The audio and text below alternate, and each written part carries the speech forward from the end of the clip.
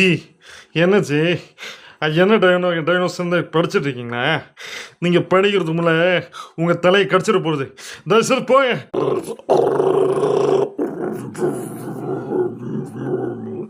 அண்ணே ஒன்றும் இல்லைண்ணே, நம்ம மூச்சு விடாமல் அப்படியே செத்து போன பணம் மாதிரி இருந்துட்டா டைனோசர் கிட்ட ஈஸியாக தப்பிச்சிடலாம். அப்படி நிஜமால செத்த பணமாவே ஆயிடுமே, அப்படி எப்படி தப்பிக்க முடியும்? எங்கள் வீட்டில் ஒரு ஜெனரேட்டர் மோட்டார் போடுவாங்க, ஜெனரேட்டர் தேட்டர் சவுண்ட் அந்த மாதிரி தான் இருக்கு. வாய மூடுங்கடா, கடிக்காத இடத்துல கடிச்சிட போறது.